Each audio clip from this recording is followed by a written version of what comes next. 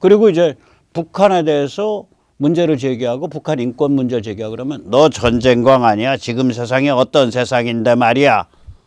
극우, 국가주의, 파시스트, 전쟁광 이러고서 우리 같은 사람들 낙인 찍죠. 그리고 일반 사람들 입장에서는 달콤하잖아요.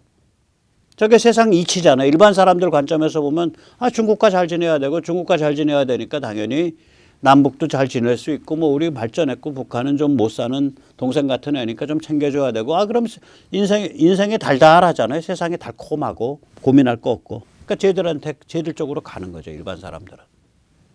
우리는 이제 극우 전쟁광 파시스트로 고립되는 거고.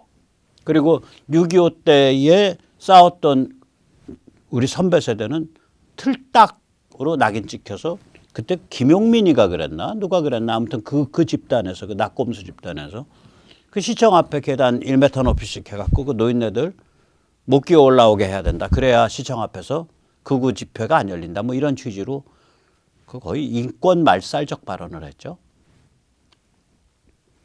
이 전대환 청년이 맞은 지정학 로또를 보고 있으면 김일성이 맞은 지정학 로또가 생각이 납니다. 김일성이 지정학 로또를 3번 맞거든요. 1945년에 일단 소련 제88 국제여단의 대위였던 자가 이제 스탈린으로부터 낙점을 받죠. 그리고 그때 극동궁 사령관이었던 스티코프. 그게 겉으로 별이 3개지 사실은 정치장교예요. 코미사르. 제가 가끔 말씀드리죠. 소련 체제에서 코미사르라는 건 공산당 간부에 별을 달아가지고 군부로 내보낸 사람들이에요. 연락장교. 그 코미사르가 올라갈 수 있는 별의 맨 마지막 지점이 그 별 3개인데 코미사르 별 3개쯤 되면 그거 우리로 치면 뭐냐면 그게 보안사령관의 힘의 한 100배 되는 겁니다. 그게 스티코프. 스탈린의 아주 오른팔이죠. 스티코프의 사명은 중국 적화 그다음에 한반도 적화예요. 그 슈티코프랑 스탈린의 낙점을 받아서 김일성이를 키웠죠. 그러니까 김일성이가 1945년에 로또를 맞은 거예요. 지정학 로또를. 그다음에 1956년에 로또를 또 맞죠. 원래는 저해 초에 김일성이 죽게 돼 있던 해이거든요. 후르시초프. 후르시초프가 스탈린 격하 운동을 했어요. 그러면서 김일성 드러내려 그랬다고. 그 뭐 제가 전번에 얘기해서 오늘 짧게 그냥 얘기 안 할게요. 그래서 아무튼 그날 그해 봄에 드러내려 그랬어요. 그 뭐 자기 스탈린 격하를 한 비밀 연설을 테이프 그러니까 녹음기 테이프에다가 녹음해 가지고 그거를 밀봉해서 봉을 해서 그 북한 그 힘 좀 쓰고 방귀깨나 낀다는 사람들 강당에 모아놓고 느닷없이 틀었다고요. 그 메시지는 뭐냐면 김일성 난리라는 거거든. 그게 2월인가 3월에 있던 일이에요. 근데 김일성이 안 물러나고 6월, 8월에 이제 그러니까 저기 뭐 갑산파, 소련파를 작사를 냈다고요. 내가 왜 물러나고 버텼지. 그래서 이제 스탈린, 이제 후르시초프 입장에서는 저거 드러내 말어 하고 고민을 가을에 하고 있는데 강제적으로 드러낼까 어떻게 할까 아주 골아픈 상황인데 헝가리가 뻥 터진 거예요. 그해 10월인가 11월에. 그러니까 헝가리가 우리로 치면은 한 60만 명, 뭐 30만 명을 우리를 비유하자면 용산에 있는 미군 탱크가 튀어나와 가지고 깔아 죽인 인구의 한 1%, 0.5%, 0.3% 그 정도를 깔아 죽였어요. 그때. 헝가리 때. 소련군이. 왜냐하면 헝가리 군경이 진압을 거부를 하니까. 그때 아주 곤욕을 치렀다고요. 그래서 이제 후르시초프 입장에서는 야 일성이 드러냈다가 북한 불안정해져. 일성이 너 해. 로또 한 번 더 맞은 거야. 헝가리 로또. 45년 로또는 88 국제여단 로또. 다른 말로 슈티코프 로또고 56년 로또는 헝가리 로또예요. 72년 로또는 모택동 닉슨 로또예요. 저게 지금 사진이 72년도 2월 달에 닉슨이 모택동과 만난 사진입니다. 저게 왜 중요하냐. 저렇게 되니까 이제 유일사상 주체사상에 맞았습니다. 그때 유일사상 주체사상이 막 신품으로 빛이 반짝반짝 날 때예요. 저게 저 때가. 신품으로 빛이 날 때예요. 바로 저 때 만들어졌거든. 60년대 말 70년대 초에. 그러면서 주체 사상이라는 게 소련, 중국 양쪽에서 주체적으로 양방 삥뜯기가 된 거예요. 지정할 로또 3번 맞은 거죠. 김일성은 아무도 못 건드려. 김일성 체제는. 저거랑 굉장히 유사해요. 전대협 한청년 집단은 로또를 미중미를 한중미를 남북 우리 민족 로또를 맞았고요. 지정학 로또로. 그거와 연결돼 갖고 YS DJ 로또 맞았고요. 노무현 로또 맞았고요. 그 다음엔 자기들이 주인이 돼가지고 문재인을 메이크한 거예요. 그리고 이재명을 메이크한 거예요. 그래서 굉장히 유사합니다. 저 로또 맞은 게. 그 다음에 이제 더 흉악한 로또를 맞죠. 그게 뭐냐면 정신 로또예요. 근데 정신 해체 로또예요, 이게. 이게 뭐냐면 소련 동구 해체 이후에 글로벌리스트 진영이 급부상하죠. 대표적인 사례는 세계 경제 포럼입니다. 믿거나 말거나 세계 경제 포럼이요. 처음에 세계 경제 포럼이라는 무시무시한 이름 아니었습니다. 유럽 경영 포럼입니다. 1971년에 만들어졌고요.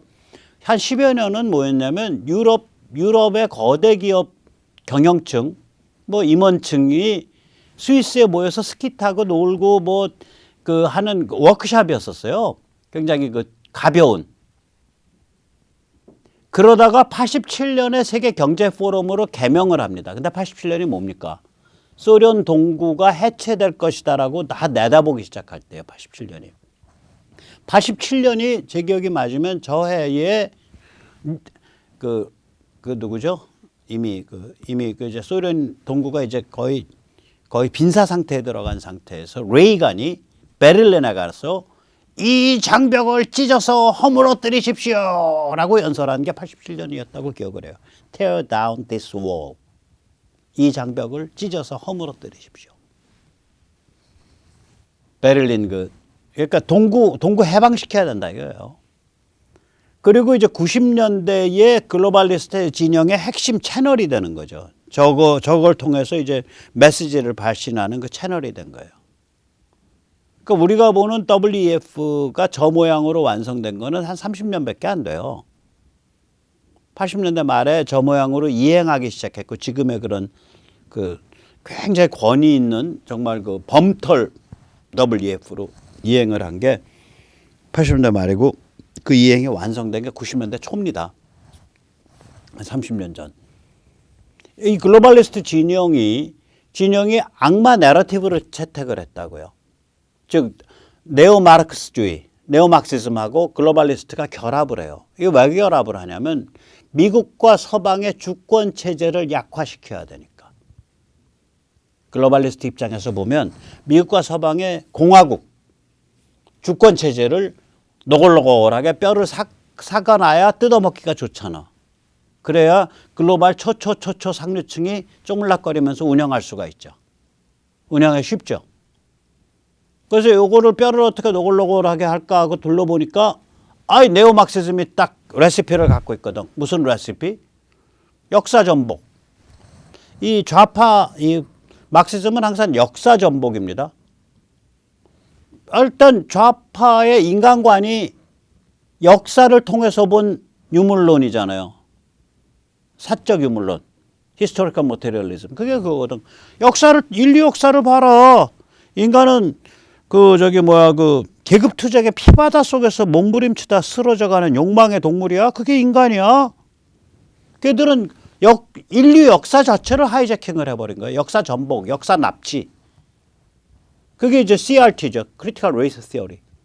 인류 역사는, 현대 문명의 역사는 노예제와 백인 우월주의에 의해서 지배되어 온 그러한 세상이다. 현대 문명사 봐봐. 그거야. 그 다음에 기후종말론.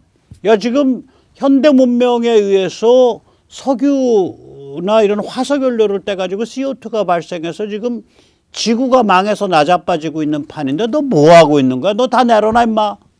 사람을 마비시켜버리잖아요. 지구종말론인데 기후종말론. 그 다음 무한젠더.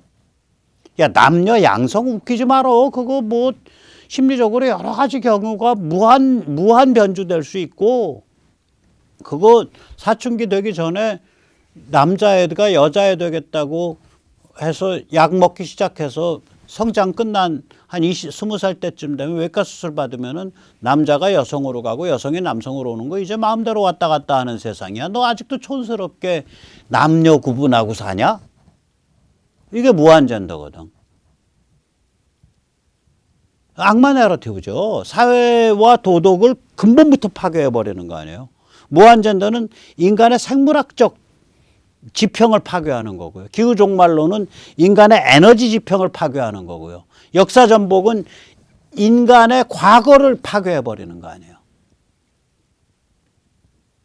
이게 다 네오막시즘에서 개발해낸 그 관점들이거든요. 이거를 글로벌리즘이 미는 거 아니에요. 그래서 걔들이 말하는 게 die 아니에요. diversity, 다양성, D. 최태원이 잘 떠들지. 그런 비슷한 소리. 그 다음에 inclusion, 포용성. 그 다음에 평등성, equality, equity. 그거 떠들고 있잖아. die, D-I-E. 그걸 이제 그걸 빼다가 기업 부근에서 이제 월스트리트에 있는 이제 그 펀드 회사들이 떠들죠. 그 전 세계에 그걸 강요하지, 기업들에. 그때 강요할 땐 걔들은 GSE라 그래요. 우리나라에서 GSE 제일 많이 떠드는 법률회사 어딜까요? 지평 강금실이 만든 거. 좌파 법률회사. 그리고 저기 어디야 저기 마약 다루는 마약 범들 사이에서는 한때 지평에서 변호 받으면 널널하게 잘 풀린다라고 소문이 돌았던 그 법률회사. 지평 요새도 저한테 지평에서 메일 오면 전 일부러 메일 안 끊고 있거든요. 지평 메일을. 맨날 GSE 시리즈 와요. GSE 시리즈. 얘들 완전히 글로벌리스트랑 결합했구나. 글로벌리스트들이 GSE는 그거죠. 거버넌스. 기업의 뭐 민주노총, 한국노총 이런 노동조합 이사들 많이 하세요. 그래서 기업의 경영을 좀 널널하게 하세요. 아니 월스트리트에서 돈 다루는 애들이니까 제조업 업체가 망가나든 말든 관계없는 거예요. 그래서 좀 망가나야 돼. 그래야 돈 가진 사람들한테 와서 꿇어 엎드릴 거 아니에요. 거버넌스. 여러분 돈 다루는 애들은 완전 떴다방 조직 아니에요. 그냥 전부 그 보너스 성과급으로 다 해결하니까 그런 거에 거버넌스의 문제가 없잖아 거긴. 그런 이슈가 없잖아. 이슈가. 기업 지배 구조라는 이슈가 없다고요. 거버넌스. 그다음에 저기 뭐 S는 뭐죠? Social Responsibility. 사회적 책임. 그 사회적 책임은 다 아까 말한 다예요. 다양성, 포용성, 평등성. 그다음에 E는 environment, 환경. 그건 기후종말론. 그거를 월스트리트에 돈 제일 많은 블랙스톤 같은데 레리 핑크 같은 그 초대형이 떠들고 있는 거거든. 그래서 이게 이제 악마 내러티브인데 이거 누가 결합한 거야? 원래 네오막시스트만 떠들었었으면 그냥 사회 한 구석에서 시끄럽게 떠드는 소리에 지나지 않아. 근데 이거를 초 엘리트들인 초대형 범털들이 자기 아젠다로 딱 발굴해서 밀어붙이니까 힘을 무지막지하게 가진 거죠. 자, 그러니까 전대협 한청년 애들 입장에서는 어때요? 저 집단 애들 입장에서는. 우리가 세계를 알아. 우리나라에서 지금 유엔에 참여하는 시민단체, 그게 무슨 뭐가 있어요, 심사에서. 그 참여연대 하나밖에 없어요. 참여연대 하나밖에 없어요, 참여연대. 우리가 유엔도 왔다 갔다 하고 우리가 세계를 알고 우리가 진보야. 너희는 다 촌스러운 애들이야. 이거죠. 그렇게 된 거예요, 세상 분위기가. 백모 같은 소리 하는 거는 틀딱 혹은 뭐 수구 꼴통 혹은 전쟁광, 파시스트, 국가주의, 극우 이렇게 되는 거고 자기들이 진보고 자기들이 평화고 자기들이 민족이고 자기들이 문명의 대세를 같이 가고 있는 세련된 자들이고 이런 구도가 생기죠. 그러니까 어떤 정신 문화 권력이 만들어지는 거예요. 이게 그러니까 해외로부터 미국과 서방으로부터 이 지난 30년 동안 수입되어 온 정신 해체, 악마 내러티브가 하나의 세례고 축복이 돼서 이게 현재 한국 좌파 문화 정신 권력의 본질이 되는 겁니다. 이게 여기 좌파 문화 정신 권력이 그 미국과 서방의 그런 그 intellectual topology, 그러니까 지적 풍토가 아니었다라면 한국의 이런 종류의 좌파 문화 정신 권력이 만들어질 수가 없어요. 미국과 서방의 빌어먹을 놈의 글로벌리스트들이 네오마르크시즘, 네오마르크스주의랑 손잡고 만든 빌어먹을 놈의 그 정신적 지평, 문화적 지평이 한국에 고스란히 이식돼서 여기에 좌파의 문화 정신 권력의 그 핵심 주춧돌이 된 거예요. 자, 그런데 이제 세상 바뀌었단 말이에요. 이 저들을 덮치고 있는 퍼펙트 스톰이 있습니다. 그래서 저들이 그래서 발악을 하는 거야. 아까 윤호중이 저거 발악이에요. 왜냐면 쟤들은 죽을 자리에 있다고 생각을 안 해요. 죽을 자리에 있는데 근데 뭔가 조여와. 실감은 못해. 퍽 발악하는 거. 퍽 튀는 거. 일단 쟤들을 지난 30년간 축복해온 지정학적 로또가 이제 지정학적 저주로 바뀌었습니다. 아니 심지어 글로벌리스트들 진영까지 미중 대립으로 기울기 시작했어요. 그 다음에 아까 쟤들이 30년 동안 정신 해체 로또를 즐겨왔는데 이게 보수 공화주의 물결이 닥쳤다고요.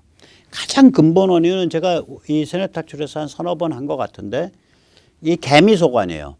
개인 미디어, 개인 소통, 개인 관점. 개미소관.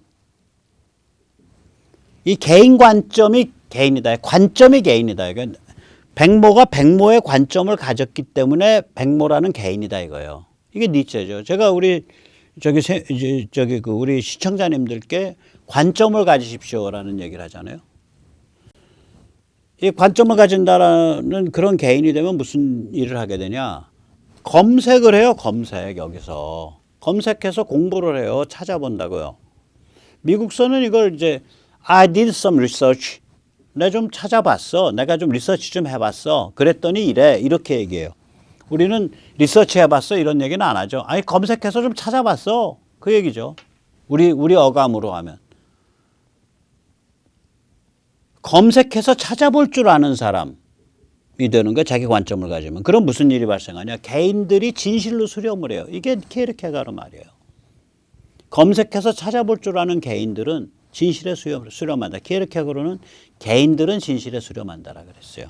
그 개인들은 지금 우리 세상에서 풀이해서 말을 하면 검색해서 찾아볼 줄 아는 사람, 생각할 줄 아는 사람, 관찰할 줄 아는 사람이에요. 그럼 이건 뭐가 되냐?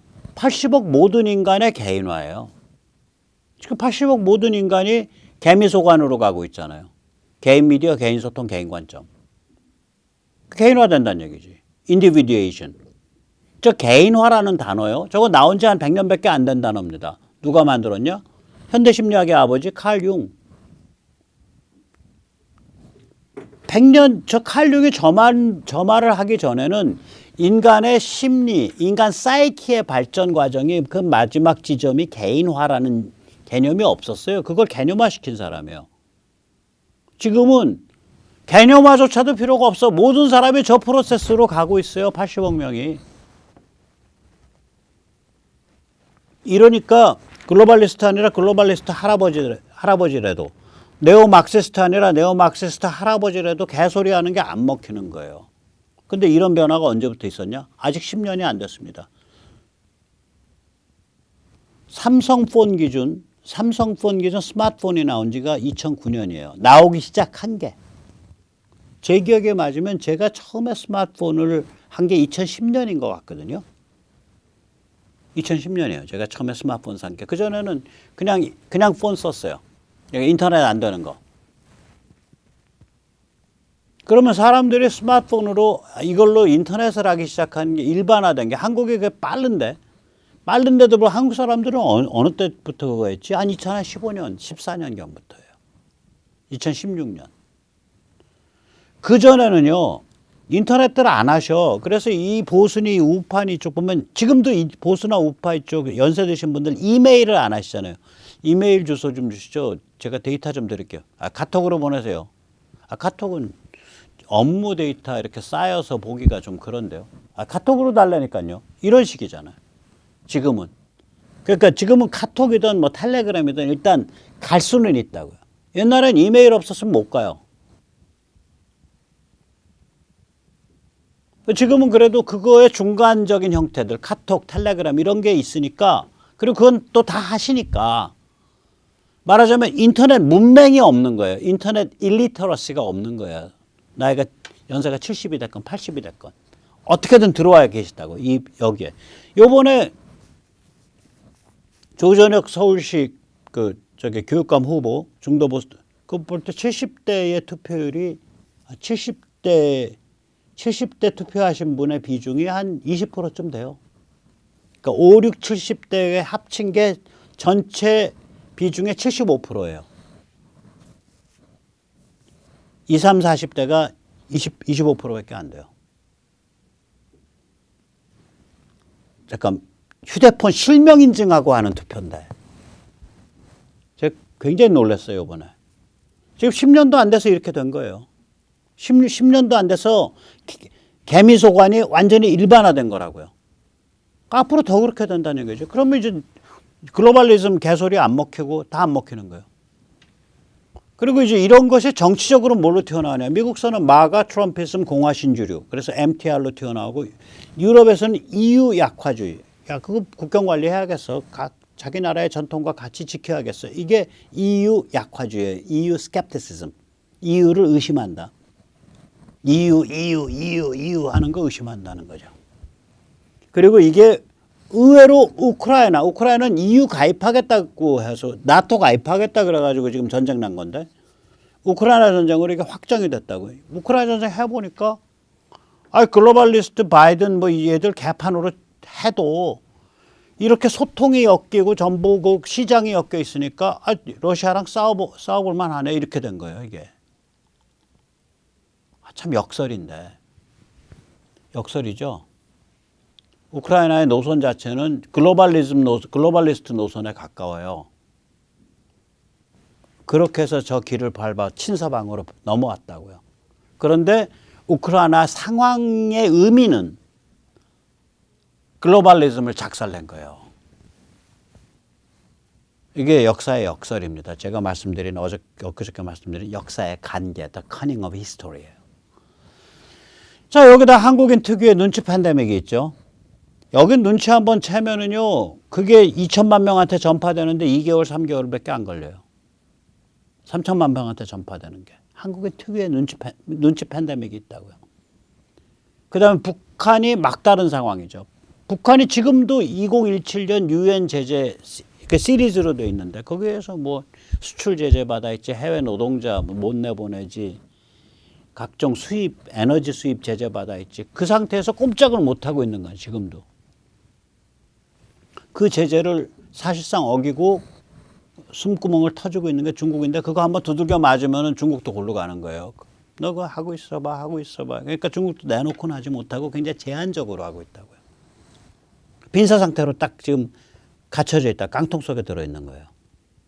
밀봉 깡통 속에. 자, 이거 뭐예요?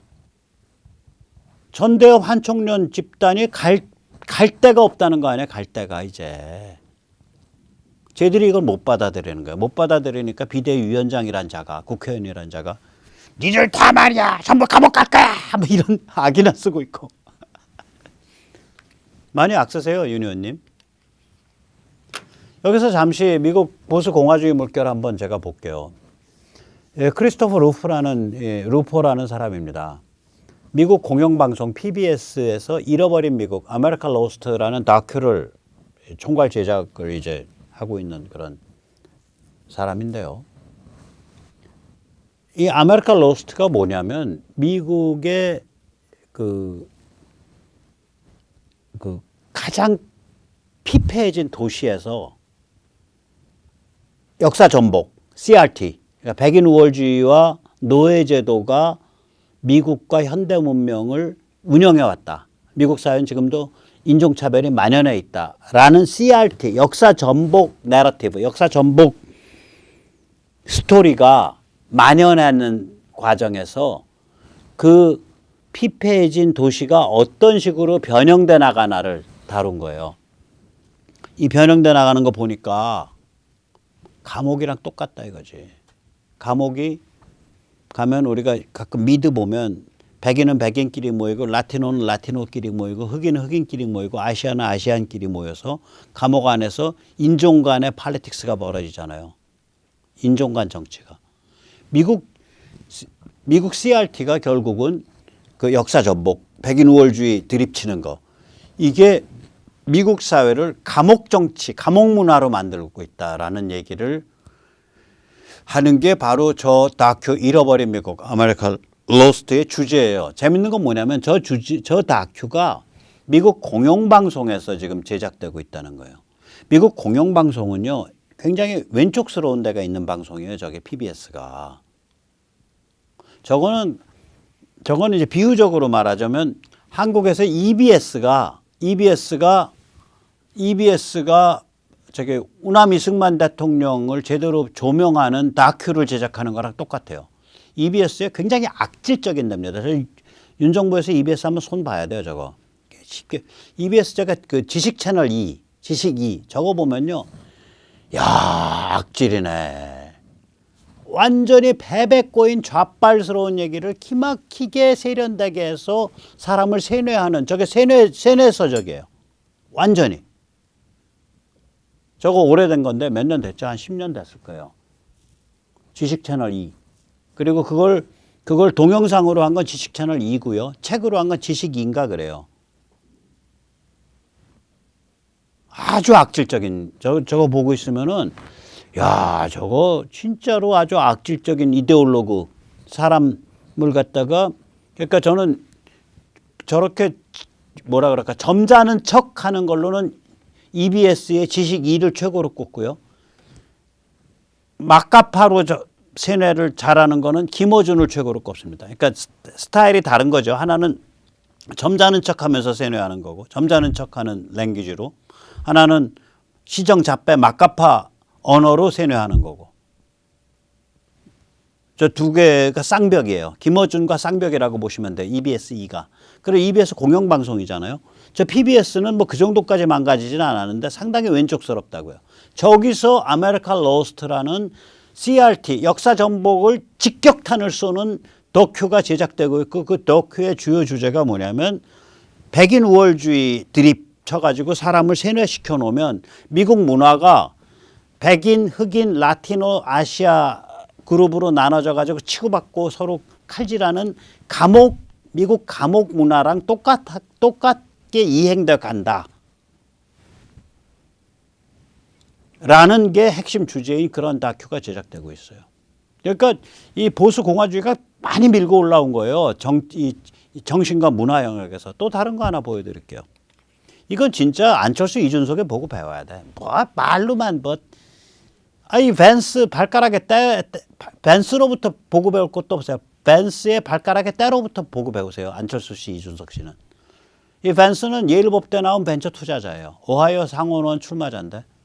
오하이오 상원원 출마해서 우리 오하이오, 낙후된 오하이오, 러스트벨트 오하이오 제가 이렇게 발전시키겠습니다. 이런 말만 하는 게 아니에요.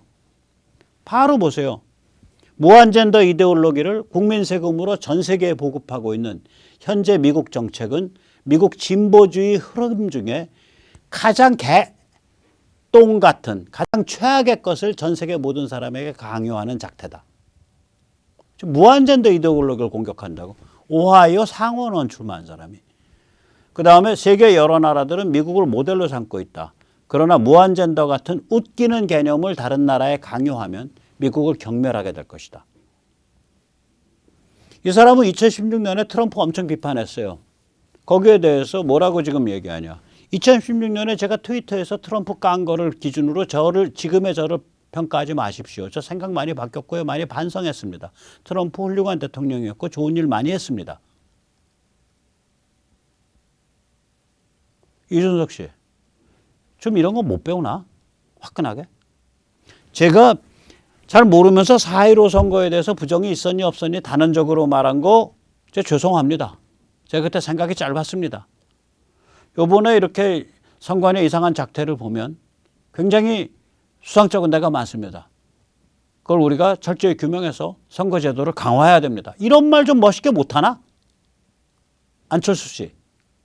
옛날에 탄핵 찬성하고 지금 세상에 빨갱이가 어딘 남녀 이런 소리 했던 거 공개적으로 좀 반성 못해요? 밴스 좀 봐. 밴스 2016년에 트위터에서 그땐 자기는 정치인도 아니야. 그냥 사업가로서 벤처 투자 관리자로서 트럼프 트위터에서 좀 깐 거 가지고 공개적으로 반성했다고. 얼마나 화끈한 젊은이에요. 나이가 한 40대 초반 될 겁니다. 자, 이제 마지막으로 우리 교취업 조전혁 단선 교육개혁 공명선거를 위해 서울 지역활동가 모십니다. 010-3131-4924로 문자 주십시오. 활동할 거 많아요. 조전혁 교육감 본선 등록할 때 5,000명 서명해야 되는데 왜 우리가 5,000명만 합니까? 5만 명 서명 한번 모아주면 어때? 50만 명 모아주면 어때?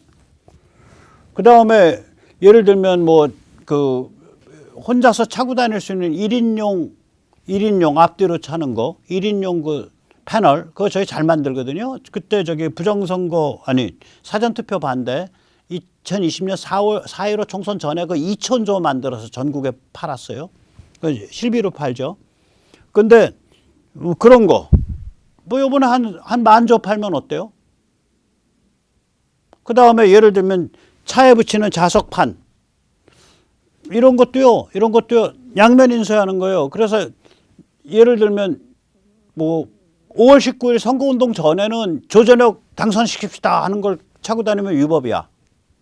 그 전에 차는 건 전교조 교육 극복하자, 교육감 선거 잘 치러내자 이런 걸 차고 다니는 거야. 그건 위법 아니거든. 그랬다가 5월 19일 당선 때는 딱 그 선거운동 때 찰 수 있는 9호로 바꾸죠. 5월 19일부터 선거운동 기간에 그 착각 일어날 수 있으니까 그 선거운동 기간에 하는 건 뭐냐면 이 패널은 이 사이드는 5월 19일에서 5월 31일 24시까지만 찰 수 있습니다. 5월 19일 이전에 차면은 중대한 선거법 위반이 됩니다. 절대로 차지 마십시오. 거기 작은 글씨로 경고가 있다고요. 마찬가지죠. 자동차에 붙이는 자석용 판, 그건 자동차에 흔적도 안 남으니까 그거 염가로 공급하면 그렇게 비싸지 않거든요. 그것도 양면으로 되어 있죠. 5월 19일 이전 거 5월 19일부터 할 수 있는 거. 5월 19일부터 내놓고 조전혁이죠. 그 이전에는 전교조 교육 이런 거죠. 그리고 5월 19일부터 내놓고 조전혁 하는 건 그 경고가 붙어 있다고. 그러니까 절대로 착각 안 하게. 할 일 많아요. 굉장히 많아요. 지역에서 이제 조전혁 선거운동원 신청, 그 다음에 조전혁 그 선거 참관 감시원 신청, 이거 할 일 굉장히 많거든요.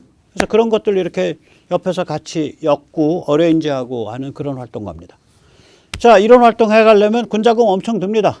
돈 가지신 분들, 여유 있으신 분들 팍팍 쏘십시오. 이런 기회 또 없습니다. 시원하게 돈 쓰실 수 있는 기회 저희가 제공해 드립니다. 군자금 긴급 모집합니다. 네, 그럼 오늘 여기까지 모시겠습니다. 감사합니다.